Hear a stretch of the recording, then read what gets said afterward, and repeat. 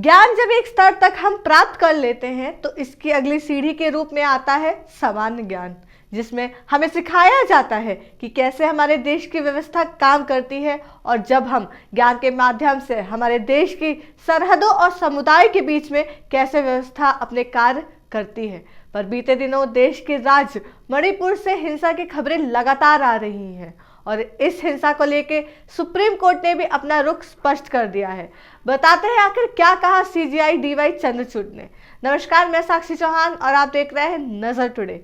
मणिपुर में मैतेई और कुकी समुदाय में हिंसक संघर्ष के बीच केंद्रीय गृह मंत्री अमित शाह ने कहा है कि बहुसंख्यक मैतेई को अनुसूचित जनजाति का दर्जा देने वाली अदालती आदेश पर भी अब पक्षों के साथ मिलकर बात की जाएगी। उन्होंने कहा है कि किसी को डरने की जरूरत नहीं है। मणिपुर में ताजा हालात ये हैं कि राज्य में हिंसा और उसके बाद सुरक्षा कर्मियों की कार्रवाई के बीच अमित शाह ने 8 मई को अपना बयान जारी किया था। उसमें बोला कि राज्य के लोगों से कहा है कि कोर्ट में फैसले पर चर्चा होगी। इस बीच सेना ने मणिपुर म्यांमार बॉर्डर पर हवाई गश्त की ताकि विद्रोही गुटों की गतिविधियों पर नजर रखी जा सके। मणिपुर सरकार के सुरक्षा सलाहकार कुलदीप सिंह ने द हिंदू से राहत शिविर में रह रहे 35,000 लोगों में से 20,000 को सुरक्षित उनके घरों तक पहुंचा दिया गया है। अभी भी 15,000 लोग इन कैंपों में रह रहे हैं। इस बीच कई जगह कर्फ्यू में ढील दी गई है। सिंह ने कहा है कि पिछले 24 घंटों के दौरान हिंसा की कोई बड़ी घटना नहीं हुई है। पुलिस के शस्त्रागार लूटे गए, 215 हथियार बरामद कर लिए गए हैं।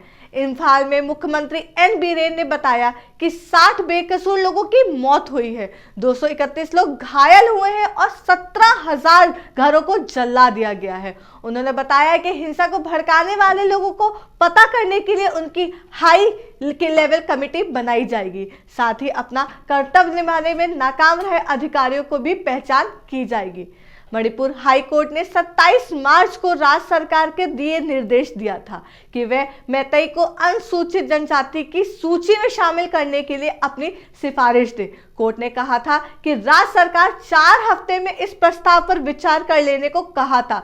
हालांकि अंतिम फैसला केंद्र का होगा, लेकिन मौजूदा 34 अनुसूचित जनजातियों ने कोर्ट के उस प्रस्ताव का विरोध किया। राज्य में इन जनजातियों को 41% आबादी है और ये पहाड़ी इलाकों में रहते हैं। कोर्ट के इस निर्देश के बाद 3 मई को चूरा चांदपुर में एक ट्राइबल सॉलिडरिटी रैली निकाली गई। इसके बाद राज्य में हिंसा भड़क उठी। मुख्यमंत्री एन बीरेन सिंह के मुताबिक इस हिंसा में 60 लोग मारे गए हैं। अमित शाह ने इंटरव्यू में कहा कि कोर्ट ने एक फैसला दिया है, अब मणिपुर सरकार सभी पक्षों से मशविरा करेगी, उचित फैसला लेगी। किसी समुदाय या व्यक्ति को इससे डरने की जरूरत नहीं है। हालांकि राज्य सरकार ने फैसले को अदालती में चुनौती दे दी है। अनुसूचित जातियों की लिस्ट में नए समुदाय को जोड़ने या हटाने के संबंध में देश के चीफ जस्टिस डीवाई चंद्रचूड़ की टिप्पणी का जिक्र भी किया गया है। मणिपुर में हिंसा के बाद हालात समान होने की खबरों के बीच जस्टिस चंद्रचूड़ ने कहा है कि मणिपुर हाईकोर्ट को इस संबंध में 23 साल पुराने संवैधानिक पीठ का फैसला क्यों नहीं दिखाया गया। इस फैसले में कहा गया है कि कोई भी अदालत या सरकार को अनुसूचित जनजाति की लिस्ट में कुछ जोड़ने, घटाने या उससे संशोधित करने का अधिकार नहीं है।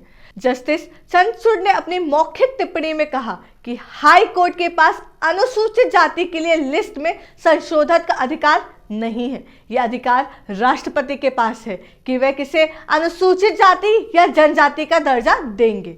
फिलहाल राज्य में हालात समान करने की कोशिश हो रही है।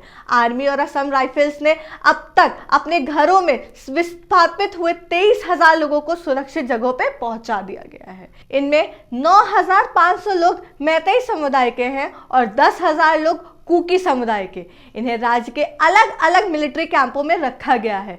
दूसरे राज्यों के कुछ हजार लोगों को राज्य से बाहर ले जाया गया है।